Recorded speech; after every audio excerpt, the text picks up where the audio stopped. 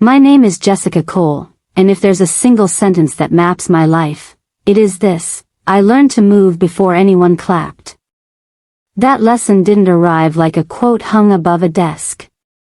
It arrived like a series of small, ordinary silences that accumulated until one day they had a weight, and the weight had a name, and the name was mine.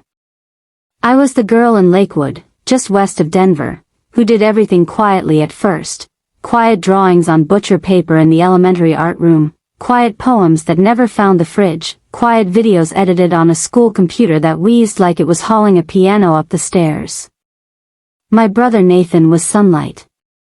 Mom and Dad planted him at the center of everything and the whole house orbited. I don't resent sunlight, I just learned to grow in shade. If you trace that shade back, you'll find 100 tiny moments that look like nothing to anyone else. In 5th grade, I won a library bookmark contest, my sketch of a kid climbing a ladder into a book. I got a laminated strip and a handshake from the librarian.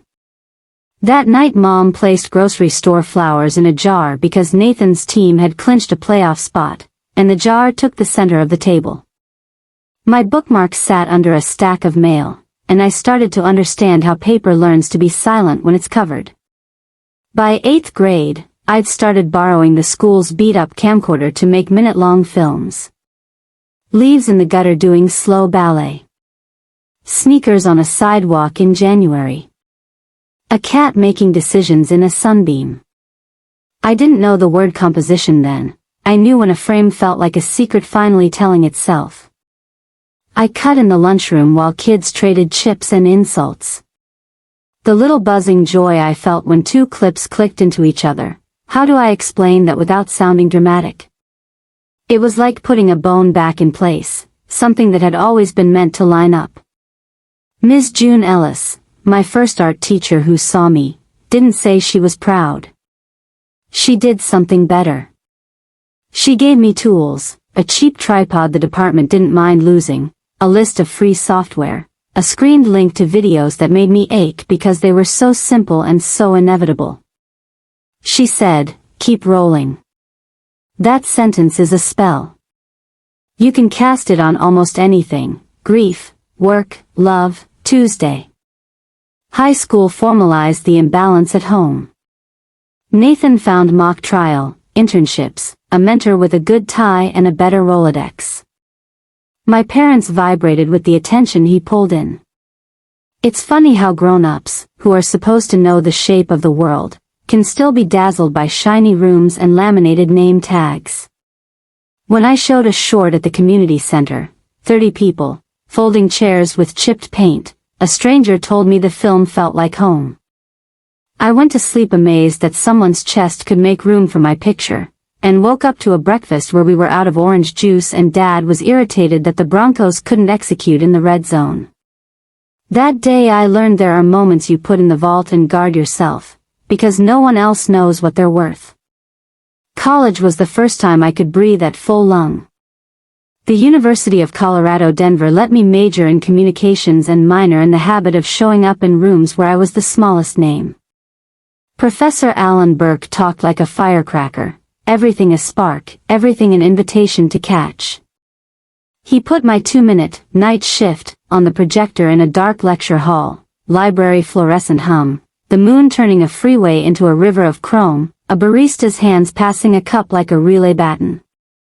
It was the first time I felt a crowd lean forward into my timing, and I remember thinking, oh, I can architect the attention I never got. Not steal it. Build it. Money was a math problem that year. I cut videos for coffee shops and yoga studios, $200 here, $350 there if I wrote the ad copy too. I learned rates the way some learn wine, by getting it wrong and adjusting. I watched Casey Neistat and Ava DuVernay interviews at 2 a.m., paused to write down 3-line philosophies, tried to forget that Nathan's name was already on glass doors downtown. When our team won a National Student Content Challenge, $10K prize, a handshake with people who ran budgets that made me dizzy, I called home more out of muscle memory than expectation. "Nice job," Mom said. Nathan's got court early tomorrow. He's a second chair now. I murmured something like congratulations. After we hung up, I pinched the skin between my thumb and forefinger, that spot that hurts enough to return you to your body. Then I opened Premiere and began another edit. Keep rolling. After graduation I set up Spark Ridge Studio in a co-working space that smelled like coffee, ambition, and broken hearts. I bought a used Sony A7S off a wedding photographer who was switching to medium format. My first real client was a taco truck that wanted personality. We storyboard napkin jokes and salsa close-ups like jewelry. The clip did $65K in a week and the owner cried when customers formed a Saturday line that wrapped the block. I learned then that a view isn't a metric, it's a door, and doors let money and meaning through if you point them right. Hiring my first employee, Noah, felt like jumping and finding a stair. He was a colorist who lived for skin tones and sunlight. Second was Priya, an editor who could fold a story until it became inevitable. We said yes to too much that first year: church picnic flyers, product demos for inventions that should never have left the garage, a politician who wanted his eyebrows to look less worried. We turned down the politician, learned to price pain into our proposals, and started chasing projects that made us feel like we were standing where we were supposed to be. The deal that changed everything began as a panel at a small tech conference in Boulder. I presented a case study on microstories, 15 seconds that still tell the truth. After, a woman in a navy blazer with a gentleness that didn't fit the room handed me a card. Sylvia Grant didn't hype. She listened, asked 2 surgical questions about cost per acquisition curves, and said, "Come by Tuesday." The Tuesday that followed was 3 months of Tuesdays, diligence decks, week-long sprints, a pilot that doubled sign-ups for one of her portfolio companies. The term sheet slid across the table one Thursday like it had always been meant to find the wood grain there. $200,000. Health insurance for my people. A real lease. The chance to say no to work that cheapened our hands. We grew. It was not an explosion, it was a controlled burn. A wellness brand that didn't make me roll my eyes. A regional bank that actually cared how small businesses feel when they walk into a branch. A national retailer that needed their heart translated into quick frames. We learned to storyboard without strangling the moment. We learned to say, "Show me the problem your customer solves in the quiet hour before dinner," and then build from the answer. The buyout came almost sideways. A content arm at a streaming platform wanted to backfill the one thing they couldn't manufacture: earn trust plus velocity. Negotiations have a smell, in case you're curious: toner, coffee you sip too slow, and the ozone of someone else's power. I asked for an 8-figure number with a straight spine because I'd rehearsed in the mirror and because Sylvia's eyes said, "Ask." When they said yes to $18 million, my brain did something like static, and then, like a magician's heatless flame, everything inside of me calmed. Not because of the number. Because it meant freedom. Because I could pick my next use of breath without checking a balance. Here's the part you might not expect. The night the deal signed, I didn't open champagne. I microwaved leftover soup, sat on the floor of my apartment, and let the quiet finally land. I texted Evan. We'd met at a coffee bar where I edited between meetings. He slid a napkin over that said, "Your waveform looks like a skyline," and I decided to take that as a good omen. He wasn't a speech. He was a presence. He had forearms that told the truth about the work he did, and a patience that made me feel like a person instead of a project. He came over with 2 cupcakes, set them down like we were practicing gratitude. "What do you want to do first?" he asked, a question that landed like a meadow. I thought of 100 things: paying off loans, helping Noah get his mom's roof fixed, giving Priya a bonus that made her laugh cry. Then I thought of one thing that was just mine and too shiny and impractical to justify any other time. A car that hums, I said. One that sounds like the future isn't angry. We picked her up on a Saturday. Midnight blue. Seats that remembered how you like to feel. Acceleration that felt like saying yes to yourself without apology. I drove past the places that taught me friction, my high school, the community center, my parents' street, and felt the motor whisper, "I've got you." I posted the photo at golden hour. I wrote, "She purrs." I put my phone down and boiled water. The call from Mom, 3 days later, was not rage at first. It was control masquerading as care. "Where did you get the money?" she asked like the IRS. "We need to talk." Family meeting. Not, "We miss you." Not, "We're sorry we didn't come to your wedding." Not, "The dress looked like sunlight. My friend sent a photo and I saw the way your shoulders said you were trying to be both bride and parent." Just an appointment. Just an audit. Evan stirred the sauce and said, "You don't owe anyone your proof of life." He kissed my hair and added, "But if you need to finish something, I'll be here when you're done." On the drive to Lakewood, I rehearsed all the versions of the speech I might give. The brave one that sounds like a podcast. The angry one that ruins your throat for 2 days. The quiet one that says, "I know. I know who we are in this room," and I release both of us from pretending otherwise. I didn't settle. I let them all live in my mouth and decided I'd pick when I saw their faces. Dad opened the door and smiled his client smile, reassurance without intimacy. Mom's hands fussed with mugs like she was staging empathy for a catalog. Nathan looked up, down, up again.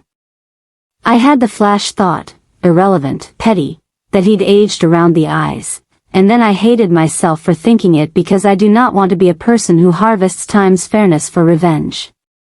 "Jess," Mom said, and the syllable was bent, like she'd overhandled it. I sat. The chair was the same one where I'd eaten pizza at 16 while my birthday passed like a cloud. Mom made the opening small talk of a dentist. Dad moved to the invoice. Nathan went for the jugular, tuition, mortgage, family steps up. If you've been in a room like this, you know how surreal it is that no one mentions love. Every noun is an object, every verb is a duty. It's the opposite of what we say family is, and it feels like gaslighting in slow motion. "What do you imagine I owe you?"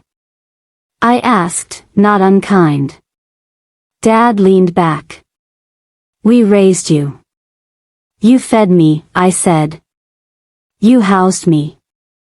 You also taught me, intentionally or not, that my milestones were secondary if they didn't make you shine at parties. So I learned a skill you didn't teach me.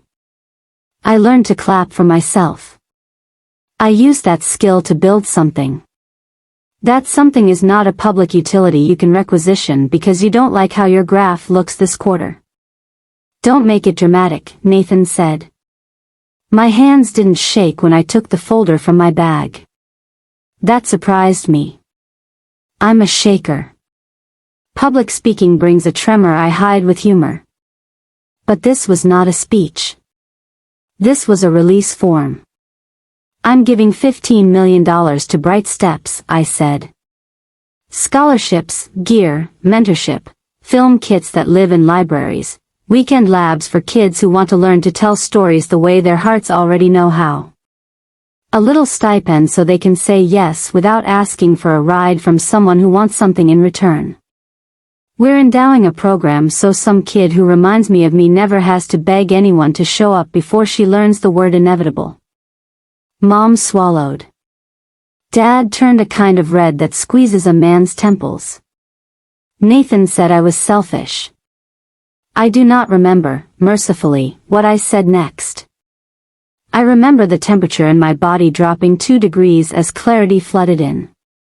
I remember standing. I remember the chair grinding the floor like a train pulling out.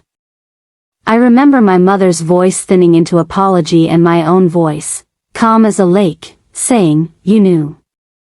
You just liked the version of me that didn't cost you anything." When the front door clicked behind me, the air felt like the exact weight of the world. Not heavier. Not lighter. Just true.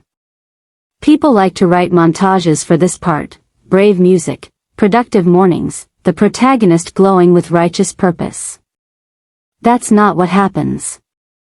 What happens is grief visits in bureaucratic increments. You block a number and your thumb hovers before it commits. You delete a thread and sit very still as if grief were a deer you don't want to startle. You wake at 3:11 and list the groceries your mother used to buy and cry because generational pain is weirdly brand specific. But then Wednesday arrives and a girl named Maya, 15, hoodie, eyes like a question mark, walks into a Bright Steps workshop and picks up a camera like it's a mirror that tells the truth. She films 3 seconds that feel like an argument you've been having with yourself for years suddenly resolving. She cuts her first sequence, grandma's hands resting, a stove light, steam rising, and she sees it. There's a sound people make when they watch their inside world line up with the outside.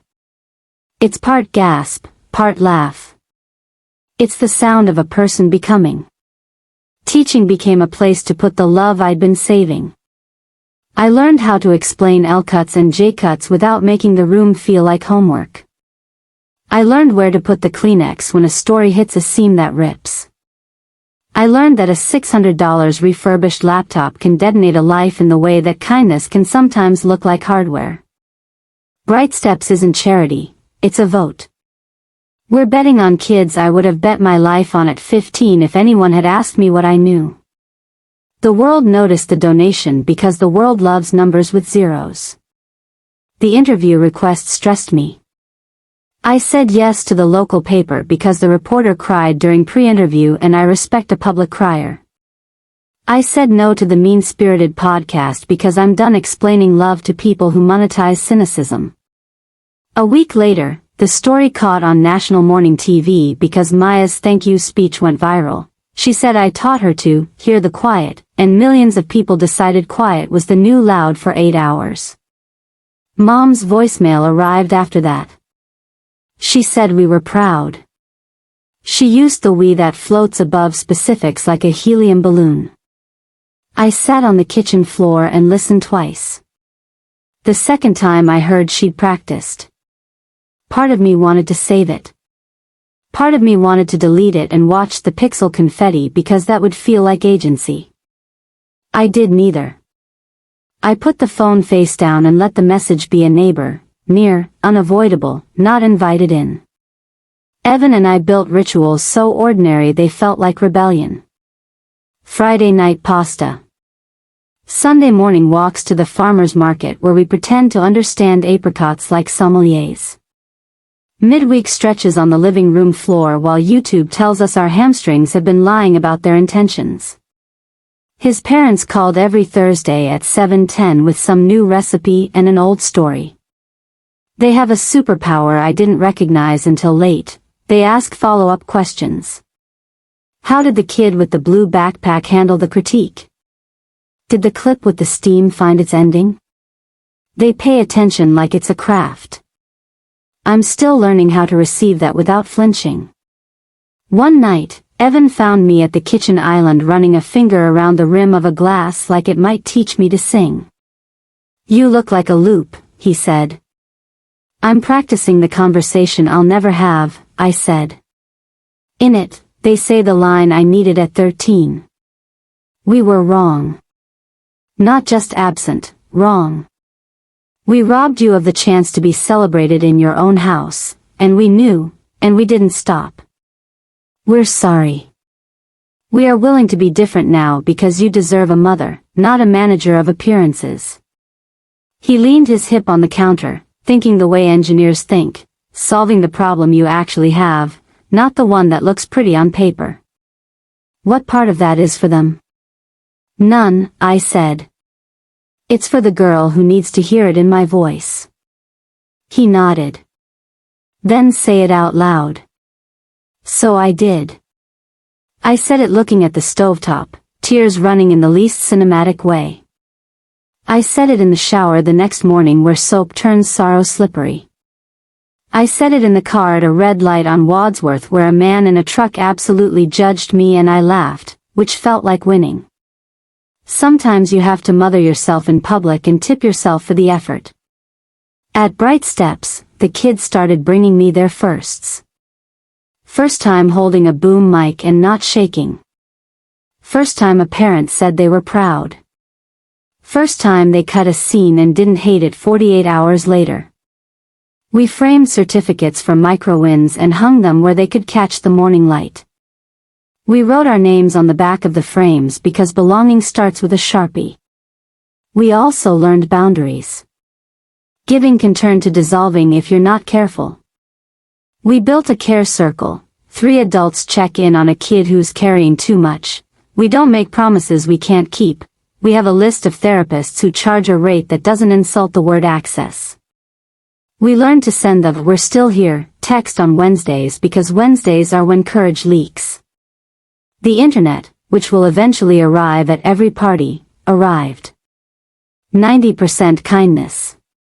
10% people who collect women's stories like jars of lightning and then pretend they didn't touch the lid. One man wrote that I donated to shame my family. Another wrote that children should learn to code, not film.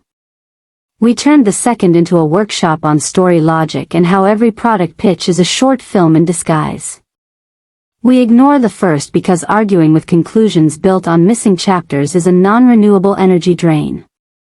Nathan's life softened at the edges. He sold the house he bragged about. He downsized into a place with a balcony that holds 2 chairs if neither of you mind your knees touching. I saw him once at Trader Joe's, both of us pretending to forget how we choreographed family avoidance. He opened his mouth, closed it, opened it again. "Hey, Jess." His voice carried the weight of the day you stop rehearsing who you are to your parents and start meeting who you are to yourself. I nodded. "How are Ella and Mason?" "They're making it," he said. "Ella's at MSU Denver now. Commuting. Mason's, he's fine." We stood in the aisle between trail mix and dried mango, and I realized the person I had to forgive wasn't the man in front of me but the boy who learned that love meant being the project that made your parents feel important. Compassion arrived like a warm draft. I didn't invite him for coffee. I didn't perform reconciliation for strangers buying hummus. I just said, if Ella wants a campus tour from someone who knows where the good chairs are, I've got Tuesdays. He nodded like a man finding a place to put something heavy down without making a sound. Evan and I eventually talked about kids. Not like a schedule. Like a question. Did I want to invite a person into the world with my last name and my first mistake already there waiting, the one where I think love equals performance? The fear was not small. It was large and articulate. We made a plan that looks like a recipe. We will practice repair out loud. We will let our child watch us apologize and accept apologies. We will not make deserving love a class you have to pass every morning before you can eat breakfast. On our first anniversary, we drove past Golden and parked where the city turns into Velvet. Evan handed me a small box that made a tiny click in my heart. Inside, a silver camera on a chain, "Keep rolling," engraved on the back in letters so small only I would ever bother to find them. I cried in the half-sunset that turns people into silhouettes and decided that crying in front of someone who has earned it is one of adulthood's underrated privileges. Later, we ate cupcakes on the hood and talked not about plans but practices. Plan is the house you draw, practice is the habit of sweeping the porch. My practices now are simple. I make 3-minute films that no one sees. I cook badly and often. I call Evan's mom first when I need a recipe and my therapist when the recipe is for a feeling. I choose joy when drama knocks with a bouquet. I treat envy like an alarm that tells me where I want to place my feet next. I write unsent letters to the versions of my parents who might have been. I take naps that feel like reparations. One afternoon in late fall, Maya screened her capstone, a portrait of her grandfather's barbershop on Colfax, the buzz of clippers, the politics of the waiting bench, the soft pride of men talking around the words they can't say. The final shot is the mirror, Maya's reflection behind the camera, Grandpa turning his head exactly enough to make her visible in his world. When the credits rolled, there was a hush like a church that forgot to tell us to stand. Then the room erupted. Maya cried into my shoulder and I said the sentence I once craved like oxygen, "I'm so proud of you," and meant it so hard it felt like my ribs were laminate protecting the words as they moved through. After, a reporter asked me on camera whether I'd reconciled with my parents, because media loves a third act that makes Thanksgiving easy. I said, I reconciled with the part of me that thought reconciliation was the only proof she was whole. The clip went mildly viral in corners of the internet where nuance sometimes visits on weekends. Mom texted a photo of a sunset 2 days later like she could smuggle sentiment in a cliché. I stared at it. I typed and erased a dozen times. Finally I wrote, "The sky doesn't owe us a performance. It's beautiful even when we look away." She sent a heart. I left it there. Sometimes peace is agreeing not to drag a conversation where it doesn't want to go. Work keeps opening. Bright Steps partnered with the public library system. Kits you can check out like books, camera, mic, tripod, a laminated card with the 10 best mistakes to make first.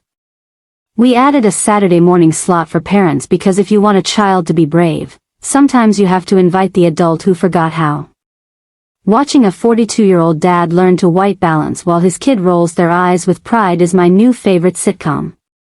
We built a scholarship row at a local arts high school, seats named for girls who once sat at empty rows and learned to clap for themselves. The first night, I stood in the back as the dancers stretched and the jazz band warmed and the projectionist cursed the HDMI handshake. The usher asked if I wanted to sit. I shook my head. "Not yet," I said. Some of us like the view from where we used to stand. I still think about revenge, but it's changed shape. It's no longer a fire I stoke to stay warm alone. It's a light, and the thing about light is it doesn't choose favorites. It spills. It lands on faces I love and faces I'm not ready to forgive and faces I'll never know the name of. My best revenge is a life where the places that used to ache are now studios, classrooms, porches, and a stretch of highway where a midnight blue car hums like future tense. Sometimes I pass my parents' street and the muscle memory of turning left flinches. I keep the will steady. I send a wish up for the girl in the red sweater 2 sizes too big who learned to swallow her birthday. I send a wish for the parents who never learned to clap for something they didn't plant. I send a wish for the boy who thought being the sun was the only way to be seen. Then I drive on, not out of meanness, but because my address changed and I want the mail to find me where I live now. I promised at the start that this would be a story about moving before anyone clapped. That's still true, but I learned another ending along the way. Sometimes, when you keep moving, people learn your rhythm and clap on their own. Last week, I walked into room 204 at the library and a dozen kids banged fists on tables like a drum line. It took me a breath to understand what the noise meant. They were doing a bit, mimicking the way I knock twice on the table before we critique, gentle, rhythmic, a reminder that feedback is a gift. They were telling me I was home. So if you're listening on a night when your own house feels like a museum where your portrait is mislabeled, if you've got a blue car or a borrowed bike or a notebook with 3 good lines and a coffee stain and no one waiting at the finish line, this is the part where I tell you the only instruction that has never gone out of style. Start anyway. Keep starting. Make something small enough to fail without shattering you. Make another thing that knows the shape of your hands. Put your love where it can multiply. Pick a kid, your inner one, your neighbor, the stranger nodding at the bus stop, and bet on them before the world knows their name. Build a row of chairs and put names on them.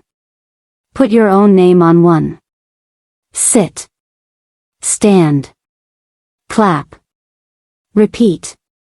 And if you want a final image to carry to bed, take this one. A woman in Denver with a silver camera at her collar and keep rolling against her skin, sitting on a porch beside a man who knows how to listen, while inside their house a little kit waits on the table. Camera, mic, tripod, a laminated card that says your story belongs here. The porch light is on. The door is unlocked. The house smells like garlic and new plans. Somewhere down the block, a kid is walking toward that light with something to say. When you get here, we'll be ready.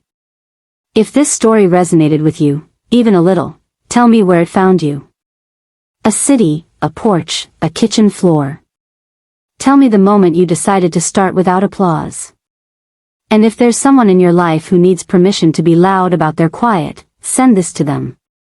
Thank you for being here. You're seen. You always were. You always will be.